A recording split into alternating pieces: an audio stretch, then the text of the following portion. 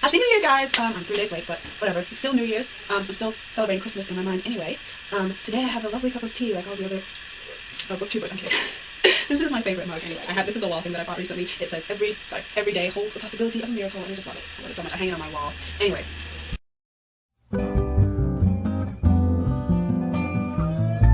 Let's get back to what we're here for. Today I'm going to talk to you guys about my favorite books of 2014 and the books that I'm going to be reading in 2015, this month, actually, the books I'm going to be reading this month. So let's get started. These aren't in any kind of order of favorites. I just have a mess on my bed. If you could see, you guys, I'm not very organized. Although that is one of my New Year's resolutions, to be more organized. So, way to go, Rachel. Let's start on that one. Anyway, the first of my favorites from last year is The Bell Jar, and this is written by Sylvia Plath. If you've never heard of Sylvia Plath, she is amazing. This one is about a little girl who moves to New York to start writing for a fashion magazine, and she starts to hang around certain people, and like the friends that she's with, she starts to get a little influenced by them, and then, you know, she starts to realize she's basically trying to find out who she is and find herself, but it's a very dark novel. She suffers with like depression, and she has a mental breakdown, and she attempts suicide eventually, and this just really delves into the psychological mind and how changes in your life can affect you. And I really love this book. The way it's written, it's so straightforward. It's so like honest. It doesn't have all the fluffs and flirs of, you know, the usual dramatics. It's reality, you know. And that's why I really like this book. I love this book, actually. So yeah, if you haven't read The Bell Jar before, pick it up. It's very good, a classic. And I read it twice this year, actually, because it's that good. And it's not that long. It's very small, like 216 pages. So yeah, that was my first favorite. The second books I read was the trilogy, the Daughter of Smoke and Bone trilogy by Laini Taylor. Oh my gosh, you guys, I really love this one. This is about a girl. It's a fantasy, so she's kind of a, what do you call her? I don't remember. She works for this demon, but he's a nice demon, to create spells for animals they're kind of animals of another world, fantastical creatures, whatever you want to call them.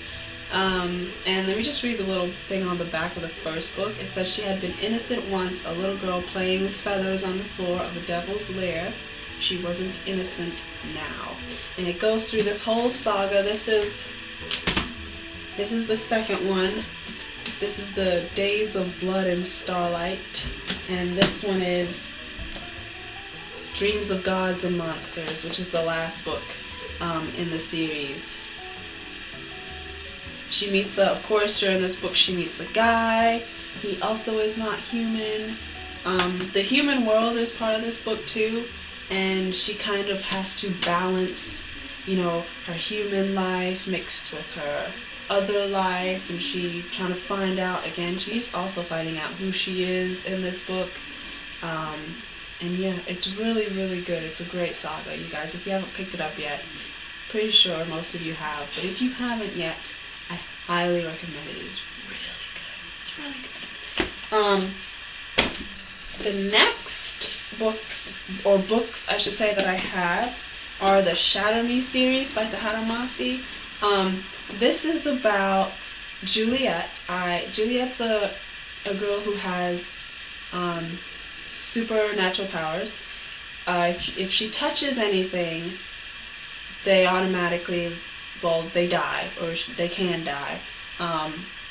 And so the government locks her up, and they want to use her as a weapon. And of course she does not want to be used as a weapon, so throughout the book she eventually escapes, which is in the second one. But she meets this guy named Warner, and there's a guy named Adam. There's a love triangle in these books. And Adam is the first guy that she has been able to touch, and they go through, trying to fight against the government. And then there's the other guy that's part of the love triangle named Warner. He is a very complex character, and I love it because they show that not every person has just one side, and, yeah. So, anyway, throughout the book, she's trying to figure out, she's trying to work on her powers, to use them for good instead of bad. But, and the character development in this, in the first book, she's very much timid.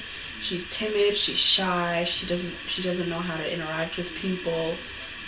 But from the last book, she changes so much. She's more confident in herself, and I love to see that in book series where the character changes. Oh, it was just so good.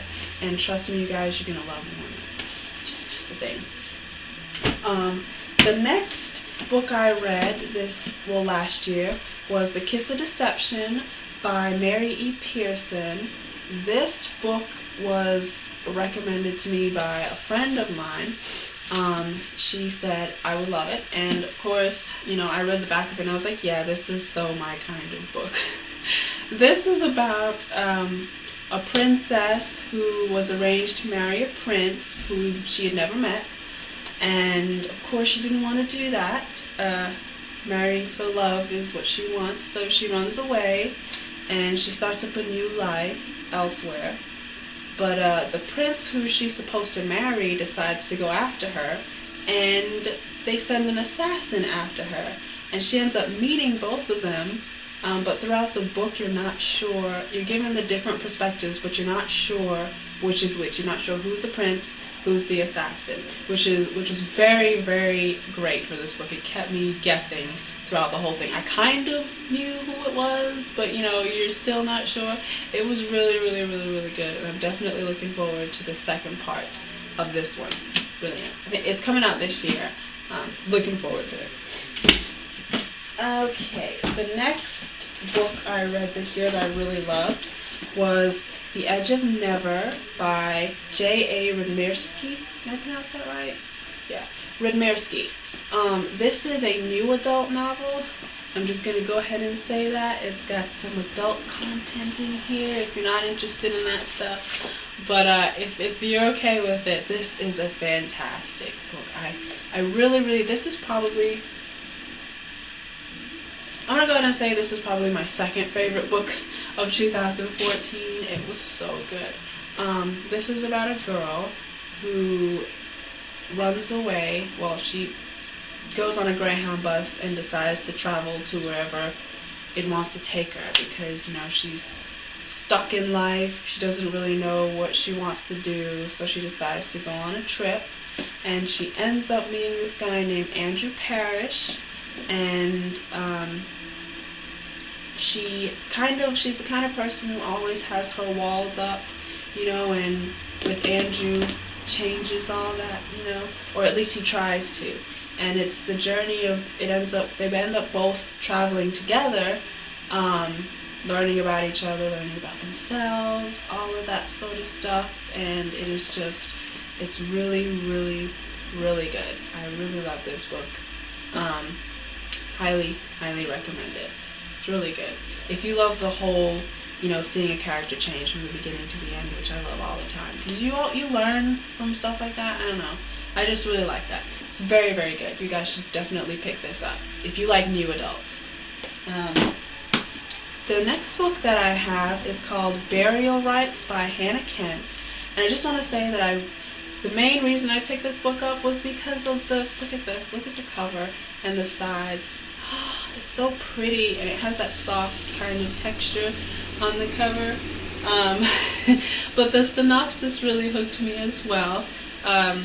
This is about a lady who was charged with committing murder, and she is moved to Iceland to live with this family who is supposed to house her until the day of her execution. And throughout the book, you see they give you snippets of what actually happened. Starts coming out because you're in her mind, and you see what she sees and stuff like that, and the struggles that they put her through, how other people judge her and treat her, and how the family judges and treats her. And you see how the family changes towards her throughout this, or at least some of the family members. And this was really good, and the ending was amazing. I loved how this one ended. It couldn't have ended any other way, and I highly recommend this book. This book was really, really good. And the last book of my favorites in 2014 was Self-Reliance by Ralph Waldo Emerson.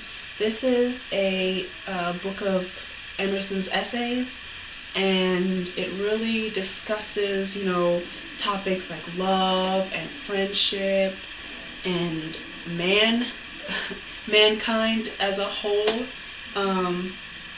Self-reliance. It really, really teaches you how to rely on the self and how to work on the self so that, you're able to have confidence in yourself. And I carried this book around with me for months in my car, and I just pick it up. It's one of those books you can just pick up and dive in anywhere, and I've got notes written all over this. It was one of those books where you can you learn so much and it changes you, and it's one you can go back to over and over and over again and still learn something new from it. So I really, really love this book, and I highly recommend Emerson's essays if you're interested in that sort of thing. Yeah, it's really, really great. It's really great. Alright, I think that's all. Oh wait, I have one more. I can't believe I forgot it. This book, Chopsticks, by Jessica Anthony and Rodrigo Corral. I think that's how it is. This is a book that's entirely in pictures, and there's pictures of letters as well. I hope you can see that. And you kind of have to piece together exactly what's happening throughout the book, which I loved, and I love the photography in this. It was so good. I love when photography tells a story, and this is exactly what this is. This is about a young girl who is a piano player, and her dad puts her in a bunch of concerts. Her mom has passed away, so it kind of implies, or the pictures kind of show, that her dad puts all of his energy into her future and her piano playing, and she starts to feel the pressures of that, and she has a mental breakdown, and she starts playing throughout all her concerts. She starts just playing one song, and that's Chopsticks. And then they try to get her help. She also meets this boy in this book, and it shows how their relationship goes, and towards the end how her mental illness affects that relationship, and it's just really, really, really good. I really, really liked this, and I finished this in one sitting, so it's not like one of the books that you have to read, and it's very much just flip through and just gather from that what you will, and I love it. I really, really do. It's a little bit open to interpretation as well, so I like that part too. This was also, I think this was one of my top favorites for 2014 as well. I really love this one. And I think, yeah, that is it for my favorites of 2014, and now I'm going to get into the books that I plan on reading this month. I've only got 4 books here because we'll see. I have a goal this year of reading 50 books. We'll see how that goes. The book that I'm most looking forward to reading this month is Throne of Glass by Sarah J. Maas. I have heard so much about this book, as I'm sure you all have as well. And I have been wanting so badly to pick this up, and I finally got it, and I'm so excited. It's about a girl assassin. That's literally all I know about this book. I honestly have not read the inside. Nothing is coincidence. Everything has a purpose. You were meant to come to this castle just as you were meant to be an assassin. Her name is Selena. Selena? And she's an assassin. That's pretty much all I needed to know. Yeah, that's pretty much all I needed to know about this book. And look at this, it's so pretty. She looks awesome. And I definitely, when I finish the book I'm reading now, I'm reading Bone Season right now, and it's also really good. When I'm finished with that, I'm definitely getting into this book. The next book I'm going to read this month is These Broken Stars by Amy Kaufman and Megan Spooner. This book, I believe, is about a girl, and it has something to do with space, and she meets a guy. Yeah, and they're alone in the universe, I think. One of the most intense, thrilling, and achingly beautiful stories I've ever read by Mary Lou. And that by Mary Lou, I was just like, okay, cool, I think this is going to be good. So I'm looking forward to this book as well. The next book I'm planning on reading, or finishing actually, because I started this book last year, but I had other books that I really wanted to finish first. It seems really good, but it's heavy. It's one of those heavier books. It's about a war, and it's a little boy and a little girl, and I believe the little girl is blind, or the little boy is blind. Anyway, it goes through their story from when they're small, and it goes out throughout their life. So I just started the first few pages, and it seems really good, but it's one of those heavier books. But I'm definitely planning on getting more into it this month. And the next book I plan on reading is Poor Things by Alistair Gray. Yes, this kind of reminds me of a Frankenstein-ish kind of book. It's about this guy who I think he uses animals, and he experiments on them, and he changes how they look, and he eventually creates a lady friend of his. And that's not the main character. The main character's friend is the one who's doing this, and then he falls in love with the lady. The main character falls in love with the lady who is, I guess you could say, a Frankenstein lady.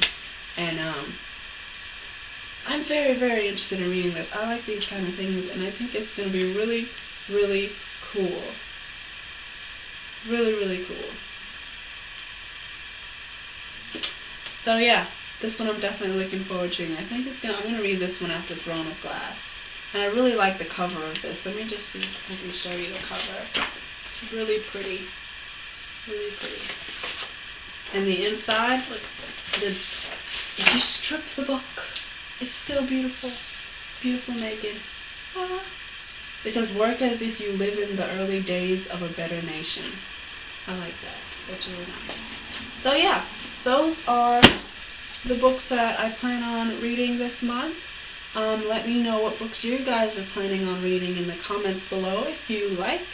And I guess I shall see. Oh wait, I almost forgot. I have my little bears in the back here wishing everyone a happy new year. And I hope this year goes by great for you guys as well. And I'll see you in my next video. Bye!